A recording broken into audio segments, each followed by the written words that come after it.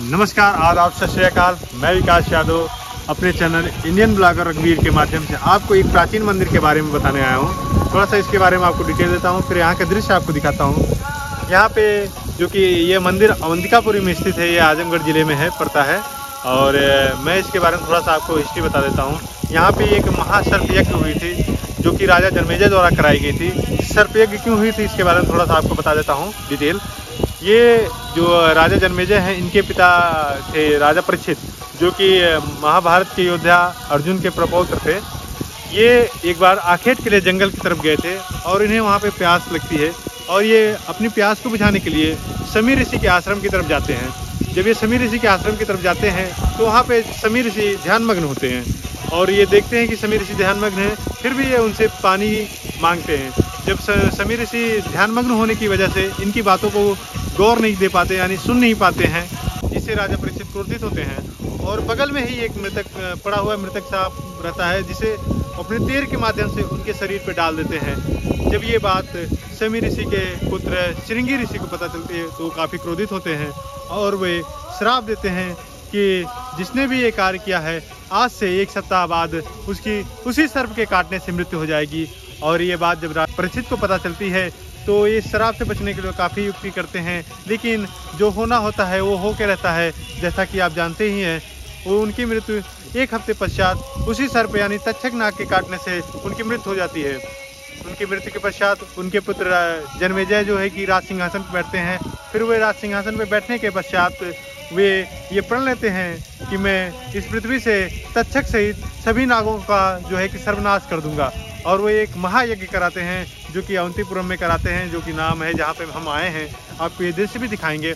यहाँ पे वे एक महायज्ञ कराते हैं और यहाँ पे जो है कि यज्ञ होता है और आकाश के माध्यम से उस हवन कुंड में सभी सर्प आके भस्म होने लगते हैं। उसमें से 2 सांप जो कि कारकोटक और तक्षक ये बच निकलते हैं। कारकोटक जो कि महाकाल के भक्त थे, इनकी रक्षा महाकालेश्वर द्वारा कर ली जाती है। जो कि तक्षक थे, ये अपनी जान को बचाने के लिए जो है कि इंद्र के पास जाते हैं और उनके सिंहासन से लिपट जाते हैं। जब तक्षक नाग के नाम के साथ उनकी हवन कुंड में आहुति दी जाती है, तब तक्षक नाग जो है इंद्र के सिंहासन के साथ जो है कि हवन कुंड की तरफ बढ़ने लगते हैं। आकाश के माध्यम से हवन कुंड की तरफ बढ़ने लगते हैं। ये देख इंद्र अपने सिंहासन को छोड़ वहाँ से चले जाते हैं। फिर हमारे वासुकी नाग जो कि भगवान शंकर के गला के हार के रूप में जाने जाते हैं, उनकी प्रेरणा से यहाँ पे एक मुनि रहते हैं जिसका नाम आस्तिक था। वो एक ब्राह्मण थे। उन्होंने जो है कि राजा जन्मेजय से कहकर इस यज्ञ को रुकवाते हैं। तो इस तरह से सर्पों की जो कुछ प्रजातियाँ थी बच जाती हैं। आपको मैं आगे वो हवन कुंड दिखाऊंगा जहाँ पे यज्ञ हुआ था। हम वहीं पे खड़े हैं और वहीं से वीडियो शूट कर रहे हैं। आपका प्यार और दुलार हमारे साथ बना रहे। आइए मैं उस हवन कुंड को दिखाता हूँ और उस मंदिर को भी दिखाता हूँ।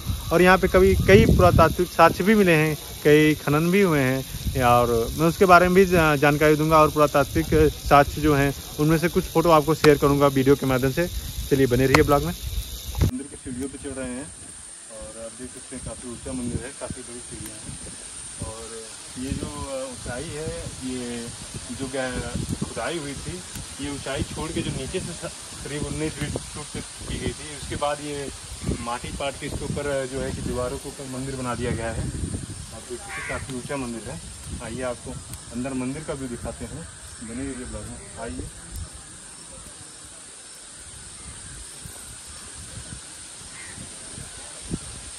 मास्क के मंदिर के भीतर, आइए मंदिर का व्यू दिखाते हैं आपको और यहाँ के बारे में यहाँ के लोगों से थोड़ी जानकारी लेते हैं। आइए चाचा बैठे हैं, इनसे जानकारी लेते हैं यहाँ के बारे में। हमको यहाँ के बारे में बाबू यही पता है कि यहाँ राजा जन्मेजय जी, जो राजा परीक्षित के पुत्र थे जी, उन्होंने सर्प यज्ञ करवाया जी।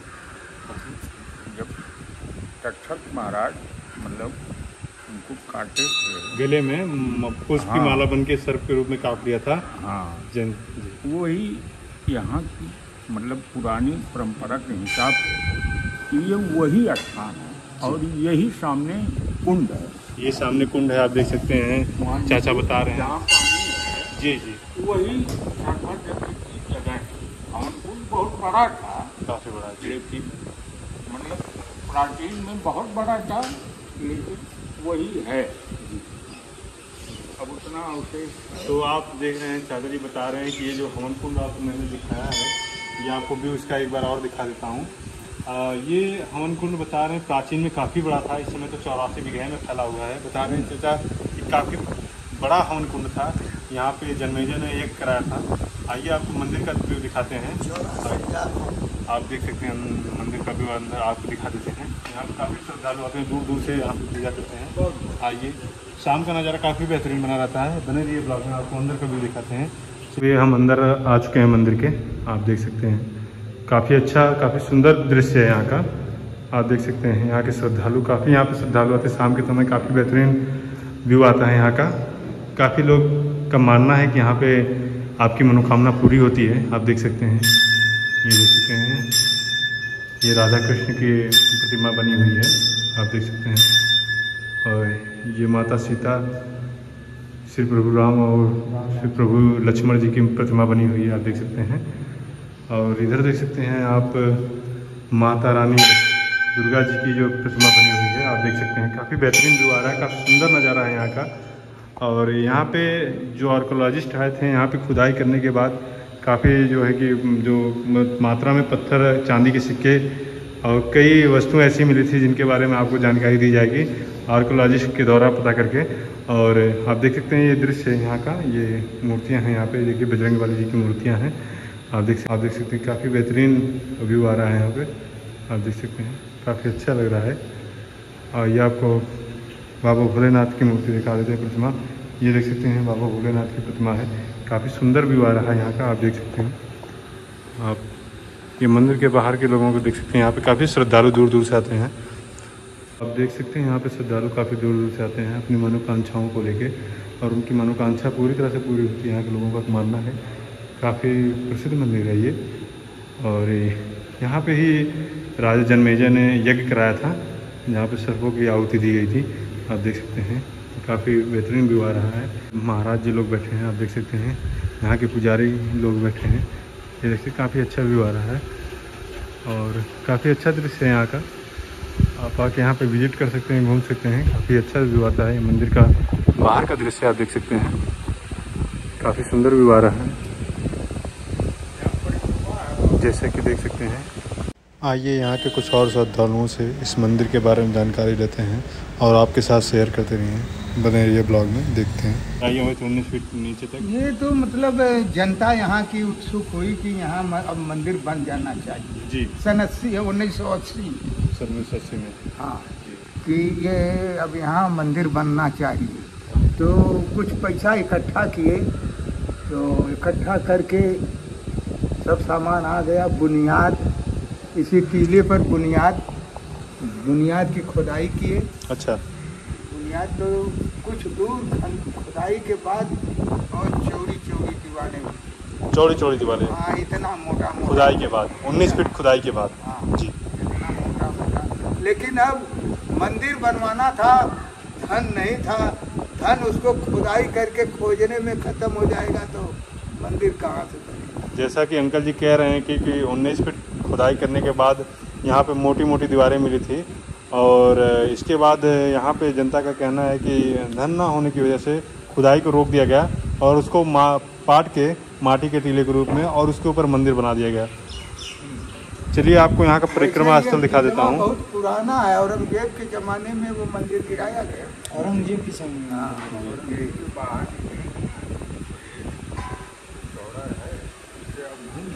घूम के देख लीजिए चारों तरफ, बाहर वही देख। परिक्रमा स्थल दिखाते हैं,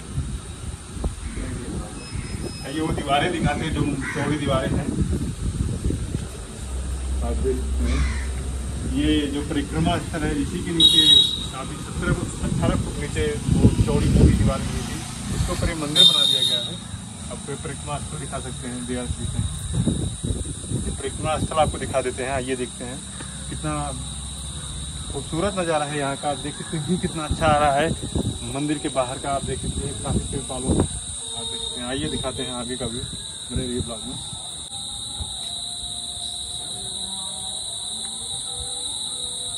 ये व्यू देख सकते हैं, कितना बेहतरीन व्यू आ रहा है। ये बाहर का मंदिर का व्यू दिखा देते हैं आपको, कितना कितना बेहतरीन व्यू है मंदिर का।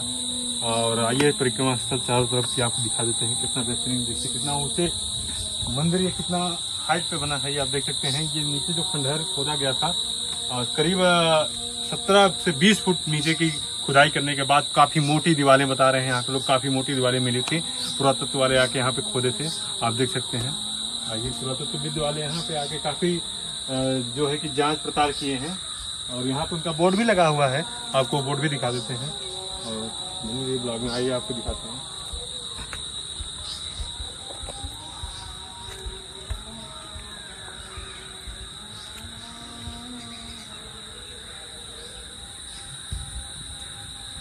ये पूरा एरिया आप देख सकते हैं, पूरा एरिया मंदिर का ही है। काफी 84 बीघे में ये हवन कुंड यहाँ का था, बताते हैं आप लोग। और काफी भी और भी बड़ा यहाँ का हवन कुंड था जो कि प्राचीन समय में बताया जाता है। और इस समय ये 84 बीघे में फैला हुआ है, आपको दिखाते हैं। आइए आगे का एरिया।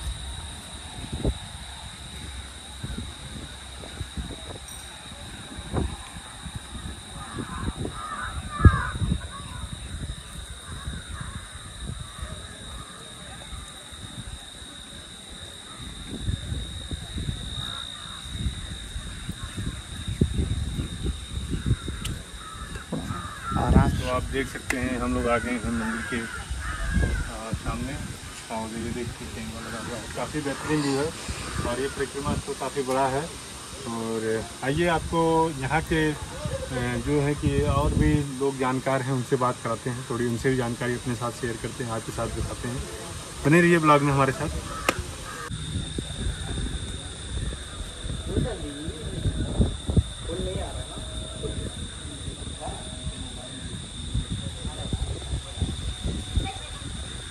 तो ये देख सकते हैं आप बाहर से व्यू है मंदिर का, काफ़ी बेहतरीन व्यू आ रहा है। और यहाँ के नागरिक जो यहाँ के रहने वाले हैं आप देख सकते हैं। हम आ चुके हैं, देखिए दयानंद स्वामी विश्वकर्मा जी के सामने। ये पुरातत्व विभाग को यहाँ पे लेकर आए थे और ये इस मंदिर की जांच पड़ताल कराए थे। आइए इनसे इस मंदिर के बारे में थोड़ी जानकारी लेते हैं। हाँ, इस टीले के नीचे जो ढांचा है वो बहुत प्राचीन मंदिर का है। ये सन 2000 में पुरातत्व विभाग यहाँ आया, 10 दिन के लिए ट्रायल टंच लिया और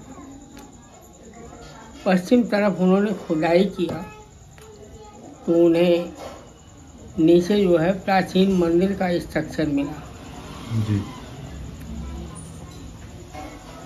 जिसके बारे में हमने अपनी रचना में लिखा था कि भित्ति में एकादश स्तंभ उन्हें मिली थी जी। वो हमसे बोर्ड करके ले गए कि आपके यहाँ तो साइड है, बहुत सी चीज़ें मिलेंगी। अच्छा, जो आर्कोलॉजिस्ट यहाँ पे आए थे उन्होंने कहा कि काफ़ी चीज़ें जो काफ़ी वस्तुएं मिली थी यहाँ से। 10 दिन यहीं थे। 10 दिन जी, कैंप लगा था उनका। यही एक पड़ोसी है, उन्हीं के यहाँ टिके थे जी जी।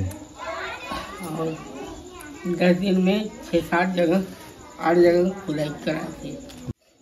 वैसे तो यह स्थान राजा जन्मेजय के नागयज्ञ कुंड के रूप में जाना जाता है, नागयज्ञ स्थल के रूप में।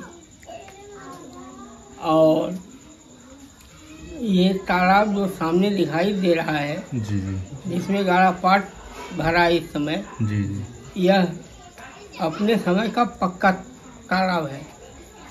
अच्छा।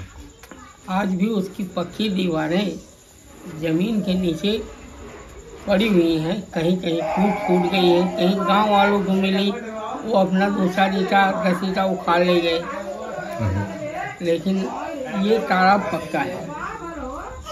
ये जो नया मंदिर आप देख रहे हैं ये 85 में इसकी बुनियाद पड़ी थी करीब बनाने की, सन 1985 में। हाँ, जब खुदाई हो रही थी तो प्राचीन मंदिर जो सबसे पुराना मंदिर था उसकी कुछ बुनियादें मिली। क्योंकि बुनियादें बहुत चौड़ी चौड़ी थी इसलिए इस मंदिर की कुछ बुनियादें उन्हीं बुनियादों के ऊपर से ही उठा दिए लोग। जी। उस समय लोगों ने ध्यान नहीं दिया, देखे कि बहुत बढ़िया है, लेकिन उसका महत्व तो किसी समझ में नहीं आया। तो इस पर जो रचना हमने लिखा, अब उसके प्रमाण के रूप में 99 में हमने पुरातत्व से संपर्क किया।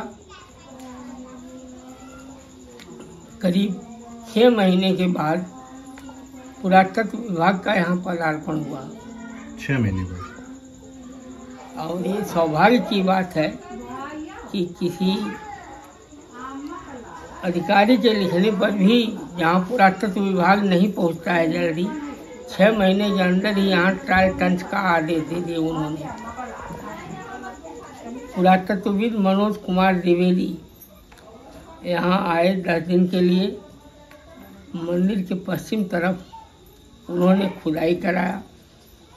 वहाँ से उनको नक्काशीदार स्तंभों के प्रमाण मिले। तालाब की दीवार को खोजने के लिए हमने भी एक जगह खुदवा दिया था, तालाब की दीवार भी मिल चुकी थी। तो मंदिर को उन्होंने देखकर बताया कि ये गुप्त काल के उत्कर्ष पीरियड का मंदिर है। और तालाब की दीवार को उन्होंने कहा कि ये गुप्तकालीन ईंटों से बना हुआ है। उसके बाद उन्होंने कुछ पुरातात्विक सामग्रियों का नाम लिया, कहा कि ये सब अगर मिलती तो यह स्थान जन्मेजय इत्यादि से जुड़ता। जैसे PGW महाभारतकालीन बर्तन का अवशेष है। तो यहाँ से बगल में जो प्राइमरी स्कूल है हमारा इस समय का, वहाँ के पीछे खेत है और उनकी फील्ड है, उससे हमको NBP मिली और PGW का भी टुकड़ा मिला, जिसको देखकर उन्होंने कहा कि हाँ है तो ये पेंटेड ग्रेवियर महाभारत काल, लेकिन आजमगढ़ में अभी तक कहीं से इसकी रिपोर्टिंग नहीं थी। तो इस तरीके से स्थान बहुत प्राचीन है। जैसी कहानियाँ सुनने में आती थी उसके हिसाब से इसके गर्भ में जो है बहुत प्राचीन इतिहास छिपा हुआ है। और अधिक क्या बताया जाए, पुरातत्व विभाग वहीं अपनी स्थिति समझ लिया खुदाई करके 10 दिन, क्योंकि पुरातत्व विभाग वहीं खुदाई करता है जो स्थल दर्शनीय हो, खोलने लायक हो। हाँ जी। तो पुरातत्व विभाग वालों को यहाँ से खोजने पे कुछ सामग्रियाँ मिली थी, क्या मिली थी? कुछ सामग्रियों के बारे में थोड़ा सा बता सकते हैं, जो भी थोड़ी बहुत याद हो आपको। उनको स्प्रिंकलर की एक टोटी मिली थी जी, जिसको देखकर उन्होंने बताया कि ये गुप्तकालीन स्प्रिंकलर की टोटी है। और एक स्टैम्प मिला था, मिट्टी की मोहर। और एक गड़ुआ की टोटी मिली थी, इनको छिद्रदार। जैसे आजकल कैथलिक में अंदर वाले हिस्से में कई छिद्र होते हैं चाय पलटने वाले में, उसी तरह वो छिद्रदार गड़ुआ की टोटी, जिसको गीतों में आजकल भी औरतें गाती हैं कि झंझरे गड़ुआ गंगा जल पानी। हालांकि उस समय तो नहीं समझ में आया, लेकिन वो बहुत खूबसूरत टोटी थी। और बाद में जो सामग्रियाँ मिली वो हमारे पास संरक्षित है, रखी हुई, क्योंकि पुरातत्व वालों को हमने नहीं लिया। लेकिन हम करेंगे भी क्या, उसकी जिले में कोई स्थान नहीं है कि रख दिया जाए। यहाँ भी कोई रखने लायक संग्रहालय नहीं है, क्योंकि वैसी छोटी छोटी चीज़ें हैं जो इतिहास पर रखें, इतिहास पुरातत्व वालों के काम में आने वाली। जैसे जो उनको शील्ड मिली थी, मोहर, हमारे पास 5-6 मिली, उसके टुकड़े या भाई बहुत दुरुस्त हालत में मिली नहीं, रखा हुआ है। काफ़ी प्राचीन थी। हाँ। जी। और मंदिर के बुनियाद की जो ईंट है वह भी एक नक्काशीदार ईंट रखी हुई है हमारे यहाँ। 2 ईंट, एक टुकड़ा है, एक खड़ी ईंट है। और भी बहुत सी चीज़ें जो यहाँ से मिली हैं। मनका है, वस्त्र छाप बर्तन के टुकड़े हैं, यानी प्राचीन काल में उन पर कुछ महाभारत काल के आसपास कपड़े बनाकर जब कठोर हो जाता था तो उस पर कपड़े की छाप लगा देते थे। वो ब्लैक एंड रेड वेयर है, तो इस तरीके वहाँ रखा हुआ है मोड़ पर बाजार में। लेकिन अब इतनी टाइम आप लोग बहुत लेट हैं। जी, तो हम इसके बारे में कल सुबह हो सकता है। ठीक है, तो हम दिखा देंगे, फोटोग्राफ उसका ले लीजिएगा। जी जी, आगे की वार्तालाप वहीं होगी आपसे। ठीक ठीक है सर, बहुत बहुत धन्यवाद अपना इंटरव्यू देने के लिए।